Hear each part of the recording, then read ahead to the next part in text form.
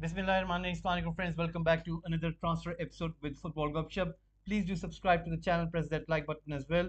And if you have any suggestions, you can put in the comment section or you can put it in here on the live chat right now on your right side of the window. So, guys, please do let your friends know about Football Gupshup. We are trying to grow this platform. So, let's start today's episode. And we want to start straight away. There's lots of transfer news, and in the morning it was quite slow, but in the afternoon it started to pick up, and we are trying to see what has been reported so far. So let's start with Brentford first. Brentford have now finally signed Mikel Damsgaard, and it's confirmed medical has been successfully completed, and the contract is going to be until June 2027, and the fee is going to be around 15 million euros to Sampdoria. So there you go, guys.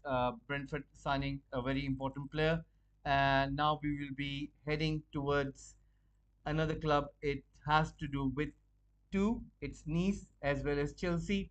Now, Andrea Pienamonti will leave Inter in next hours. It's basically a deal regarding uh, permanent. It's not a loan. There's going to be a full agreement, and that means Sassuolo will be apparently buying that player, and so that means Nice and Chelsea they are in for Cesare, and let's see what happens on that front as well.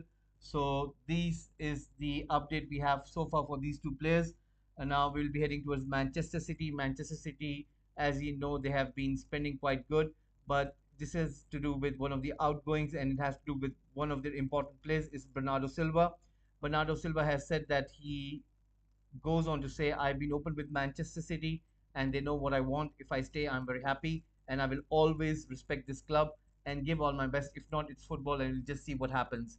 I will always be respectful with Manchester City. Now, we do know that Barcelona are interested in Bernardo Silva. Now, this was coming in from specifically from Barcelona.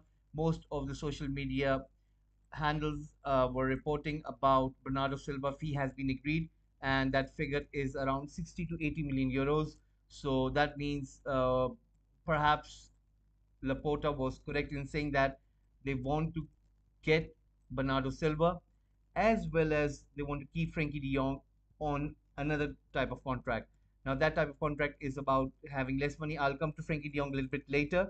But before that, there is very important news which has just come up, and it's quite surprising that it's really really is shocking in another manner.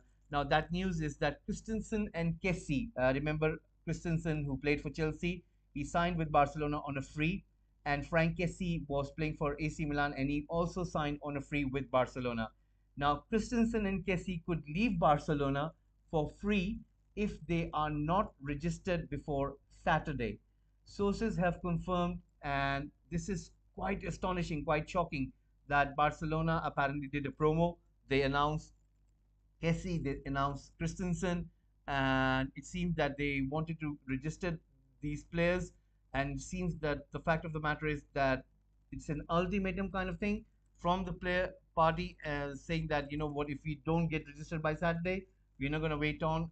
It's better to move on to other pastures, and it might be that there are some other clubs interested in these two players, and it's going to be very very surprising that if this tends to happen, and it will be very very shocking. Barcelona, I think, will be quite embarrassed by this because it has never happened in this manner, that you've done a promo, you've announced the player on your official social media handle, on your official website, and then somehow out of the blue you cannot register them with the league, and the players leave the club.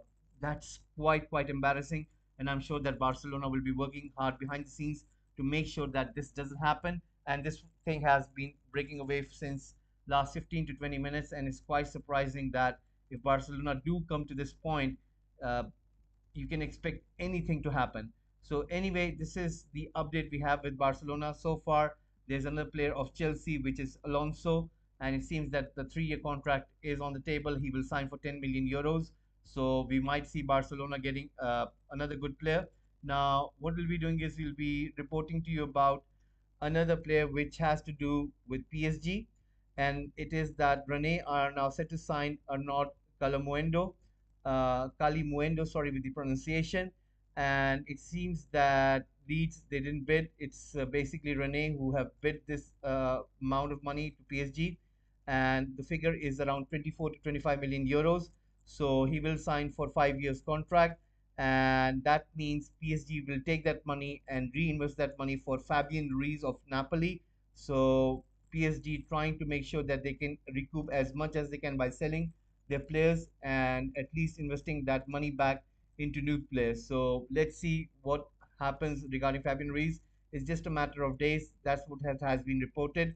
And most probably, we will see Fabian Ruiz moving from Napoli to PSG.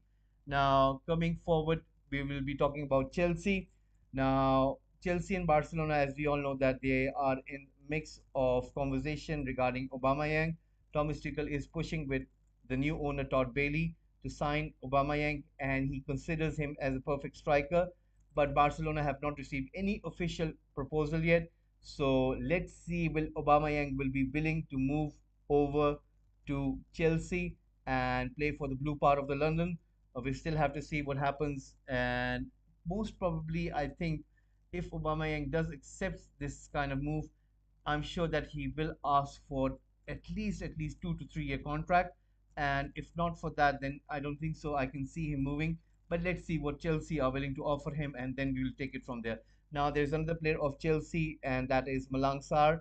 He is going to be an official Monaco player. The deal is around 15 million euros, and that means it's going to be a loan, and then it's going to be a buyout mandatory, and that means he will leave the shores of England and play in France. So another player leaving Chelsea. Now regarding the aspect of Wesley Fofana, Chelsea are still speaking to Leicester City regarding him. So far, that 70 million pound bid has been rejected, and we can expect that Leicester City will not budge. They are asking for the full 80 million pound fee. So we can see Leicester City accepting that amount, and perhaps Chelsea will get their main man, and it will be very huge money for a 21-year-old. But it seems that Thomas Tuchel think that Wesley Fofana is that player and he really wants him. Now, there's another player who plays for Leicester City is Hamza Chaudhry. He leaves on loan and he's going to be signing as a new Watford player. So that means there will be a buy option clause to make the deal permanent included in his contract. And the contract for the loan fee is until June 2023. So Hamza Chaudhry leaves Leicester City and joins Watford for next season. There is another update regarding Arsenal. Pablo Mari deal update. It's basically that Arsenal and Monza are preparing documents, and Italian side will pay around 5 million euro fee to make Mari deal permanent in case that they remain in Syria next season. So there you go, Arsenal making another sale. And there is another news regarding Arsenal. Arsenal are interested in Sandro Tonali. The fee which has been reported is around 50 to 60 million euros, and it seems that Mikel Arteta has highlighted Sandro Tonali as a very important acquisition. So this thing was circulating, but it seems that it has got legs and it's building up. So Mikel Arteta much more clear in what he wants. So regarding Telemans, it's about the case of that he apparently Mikel Arteta thinks that if Arsenal do wait and see that if Leicester City do not budge, because Leicester City they want 35 million pounds, whereas Arsenal only want to pay 25 million pounds. So Arsenal don't think that 35 million pounds is the correct fee. They think that 25 million pound is the correct fee. For that reason, they are willing to wait out a little bit more and see if Leicester City do get desperate, because remember Telemans has only 1 year remaining on his contract. For that reason, Arsenal are not hurrying it up. They know that they can get less get him for less money, and Leicester City would sell him by becoming a little bit frustrated and little bit causing a panic amongst them, and that is what the Arsenal strategy is. So let's see if Tonali and Telemans do join Arsenal in forthcoming future. Now we will be also speaking about another player. He has to do with AC Milan. It's Fikayo Tomori. Apparently, he is near to another new deal. It's a contract extension, and it means that he will be staying at AC Milan. He'll be staying in Serie A. He's not looking for his move back to Premier League or back to his home. He thinks that his time at Syria is quite interesting and it's much more fruitful. So he thinks that continuing at AC Milan would be really good for his career at this moment. So that is why he's going to accept this new contract extension. Now, we will be staying in Italy and talk about Juventus. Juventus want to be fast on Memphis Depay. There is no interest from Tottenham, and there is no chance for the Turkish clubs. Juventus are currently leading the race in regards to get Memphis Depay. Now, the contract is about 2 year deal, which seems to be quite short. It seems that Memphis Depay is holding out for a longer contract. But the more important case here is that Depay will only accept termination of contract with Barca when he's happy with the proposal. Now, what does it mean by being happy with the proposal? It means that if Juventus are willing to pay the same amount of wages which is being paid by Barcelona to Memphis Depay. Now, if that is the case, then Memphis Depay will accept Juventus offer. Otherwise, he will not be accepting Juventus offer. So let's see if Juventus will be able to offer him what Barcelona are paying him right now, and that is this condition which he has apparently put in front of Juventus. So right now, this is the update we have. I'll be coming to Manchester United in a second, and there are 3 to 4 big news regarding Manchester United. So I'm going to start with the first one. Arnautovic deal has collapsed. There is not going to be any further pursuit by Manchester United to get Arnautovic due to the fact that some of the fans wrote to the club board of directors saying that how come you are in for a player who has this history of, specifically in regards to racism. He has a troublesome period in which apparently he has this kind of, you could say, history where he hasn't got good views. And why would club would go and get a player which has these kind of values? For that reason, United have apparently backed off from this deal. They're not going to pursue it further, and due to this high pressure from the fans, United are not going to go for him. Now, that is the end of Arnautovic. We will be heading towards another target, which is Gapco. Now, we all know that Manchester United were interested in Anthony. It seems the fact of the matter is that Anthony was apparently willing to come to United. The figure was around 50 to 60 million euros, but that was back in June. But now it's the month of August, and for that fact of the matter, Ajax think that they're not going to sell anymore because they've sold so many of their stars. They've sold Mazerai, they've sold Gravenberch, they've sold Haller, and they've sold Lisandro Martinez, and they don't need to sell anymore. For that reason, they have put a valuation of 100 million euros, around 90 million euros. So you can think that Manchester United wouldn't want to go for a player for around 90 million euros or 100 million euros because Ajax think this is a World Cup year and Anthony will show his talent in the World Cup, for which they think that his valuation will tend to go up. And in next summer 2023, they will be easily able to receive 90 to 100 million euros bid for him. And that is why Manchester United think that because of no Champions League money and specifically that they are in this financial constraint, they cannot go big on Anthony. And for that reason, they're looking for cheaper alternatives, and that's where Gapco comes in.